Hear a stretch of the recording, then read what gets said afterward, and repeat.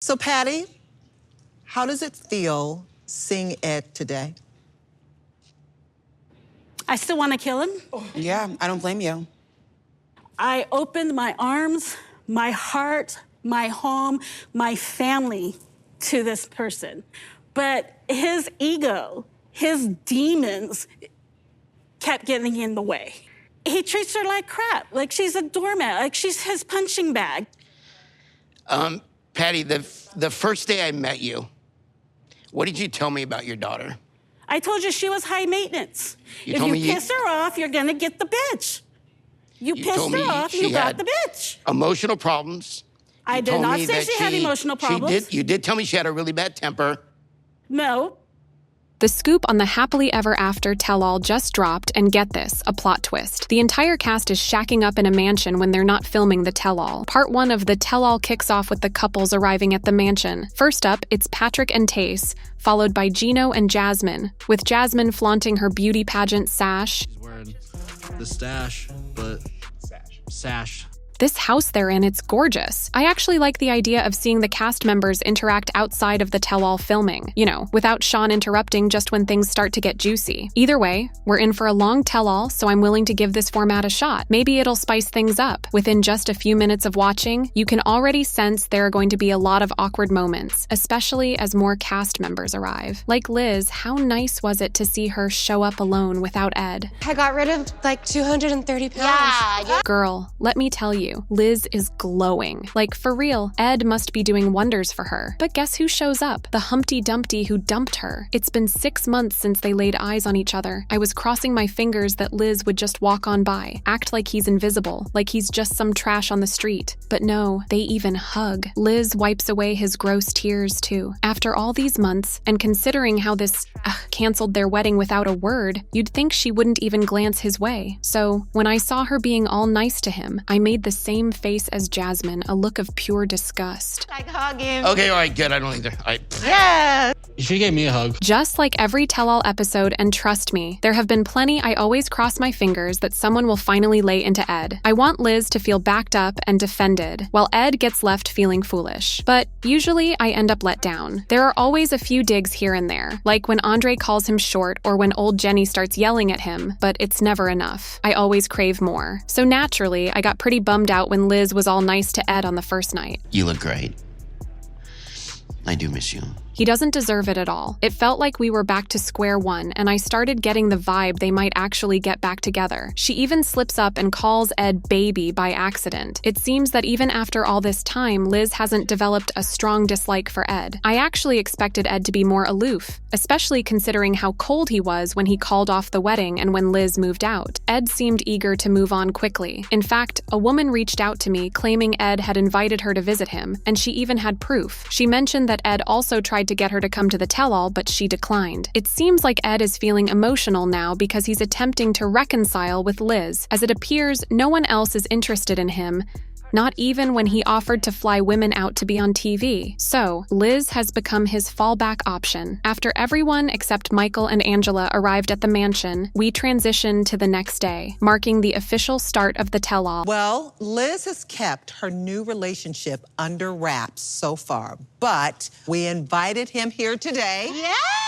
Please welcome Jason. Yes. Hi, Jason. Jay. Hi, Jay.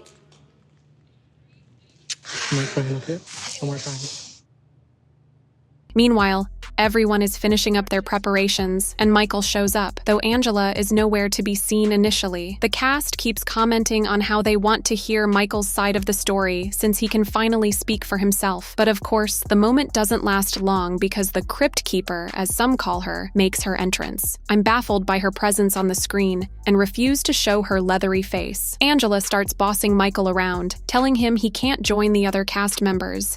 Thankfully, they interrupt her ranting to kick off the tell-all, announcing that Nicole and Mud won't be attending. They don't explain why, but those who've been following the show might have noticed their absence towards the season's end. Apparently, a few months back, Mud was arrested and charged with misdemeanor domestic violence after an incident with Nicole. There haven't been many details released about what happened. It's unclear whether the show decided not to invite them or if they chose not to attend. It's hard to believe they weren't invited, especially with Angela present. The tell-all begins with introductions, and Ed and Liz's segment is first. They delve into their breakup this season, and unsurprisingly, Ed starts spewing nonsense. Back at church, I help usher on every Sunday.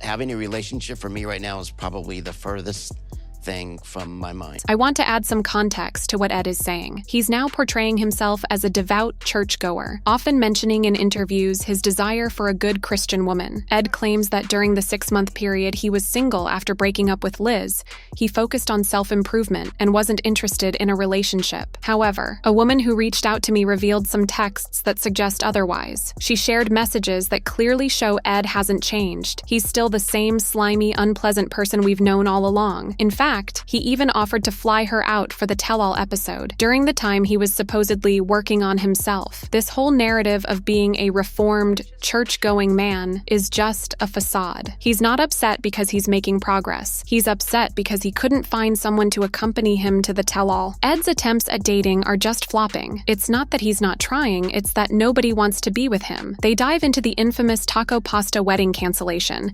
showing the cast everything how Ed canceled the wedding without even telling Liz. Now, the entire cast knows, everyone knows, and Ed can't play the victim card to weasel out of this mess. But oh, does he try. He comes unhinged, especially when Liz shares how she lost it in front of his family for the first time, with his sister witnessing the whole thing. It was mortifying for him. There's no excuse for canceling a wedding without informing Liz. Yet all he does is blame her, projecting everything onto her. I can't change who you are. You did this, you have a temper, and so on. Just when the conversation starts heating up, Sean cuts in. This is what I'm talking about. Why interrupt when it's getting juicy? Sean jumps in to ask about the scene where Ed went to the bar. If you recall, he was supposed to meet Liz in person after canceling the wedding, but she didn't show up, saying it wasn't a healthy environment for that discussion. I was a bit curious about what she meant by that, but seriously, Sean, let the cast rip into Ed without breaking the momentum. Not even the allure of a free flight and a chance to be on TV could save Ed. The footage they show just keeps making him look worse, especially the scenes of him arguing with Liz's mom. Then they even bring out Liz's mom, which felt unnecessary at this point. She really doesn't need to say anything to Ed anymore. Although I did appreciate one thing she mentioned, but I'm absolutely loving the fact that Liz is finally standing up for herself. She's got support, and no one except Ed is blaming her for any of this. She's not just sitting there taking his nonsense and crying. She's pushing back and holding her ground. I was genuinely thrilled for her when they introduced her new boyfriend. Sure, we don't know much about him or their relationship, but one thing's for sure, he's not Ed, and that alone is a big plus in his favor. So it turns out Liz is now dating someone new after Ed. This wasn't a huge surprise for the audience, given the context. But hey, at least Liz got to flaunt her new boyfriend in front of Ed, and I'm genuinely glad she's moved on. Hopefully she stays miles away from Ed for good. We wrapped up the segment with Liz and her new guy, announcing they're planning to move in together, which left Ed looking a bit sheepish. Kudos to Liz for that. Ed tried to bring a date to the tell-all and likely invited several women, but Liz managed to steal the spotlight with her new beau. I'm pretty satisfied with how things turned out for Liz this time around, and I'm rooting for Ed to keep facing the heat throughout the tell-all. Next up, Jasmine and Gino. Honestly, I'm fed up with their repetitive drama and excessive details about their intimate life. He is not treating me as a wife. This is like, I'm give you this, you know, but you have to do this. Like, he's trying to condition me. And this manipulative psychology he's trying to use on me, that is used to train dogs. I'm not a freaking dog. I'm his wife, and he's not God. He's bold man. Jasmine has reached her breaking point with Gino. Seriously, after countless years of expressing her frustrations with her American husband, she's finally prepared to end their marriage, a union that took everyone by surprise. Miriam, I'm going back to Panama. I don't want to see you ever again. Okay, Go. So why is she making this decision now? Well, nothing strikes a chord quite like family. Let's dive into it. Jasmine and Gino have been beloved figures in the 90-Day universe since they first appeared in season 5 of Before the 90 Days. To say their relationship has been tumultuous would be putting it lightly. Their now iconic antics have solidified them as the 90-day couple that fans can't get enough of. TLC's casting director couldn't resist bringing back this controversial duo for the latest season of 90-Day Happily Ever After to recap their journey. Gino felt incredibly fortunate when Jasmine, a stunning model from Panama, actually expressed interest in him. In fact, she excitedly told the Michigan native, who had just hit his 50s, that she was eager to build a life together. However, before they could envision a future with kids and a white picket fence, Gino traveled to Panama, armed with an electric toothbrush as a gift, hoping to see if their chemistry translated in person. Let's just say things didn't quite go as planned. That initial spark quickly escalated into a full-blown fireball.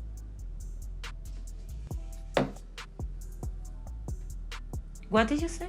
The man who has a fear of taking off his hat soon discovers that Jasmine's temper is truly a force to be reckoned with. The Panamanian can go from calm to volcanic in the blink of an eye, and when she blows up, it's definitely time to take cover. Jasmine is a woman who knows exactly what she wants and refuses to settle for anything less. While Gino likely found this determination charming at first, it quickly became exhausting with all the constant fighting. This couple has experienced more twists and turns than a wild roller coaster ride. After countless arguments, some inappropriate messages sent to an ex, a few cosmetic enhancements, endless cheating allegations, a $270 engagement ring, and the unforgettable moment when a toothbrush was hurled out the front door, Jasmine took the plunge and proposed. Surprisingly, they actually made it to the altar, landing a spot among the top 10 jaw-dropping moments in the 90-Day franchise. Now, fast forward to the latest season of Happily Ever After, where we find them, guess what? Still squabbling about finances. This time, however, fans felt Jasmine had a solid point. Gino had committed to bringing her children to the US,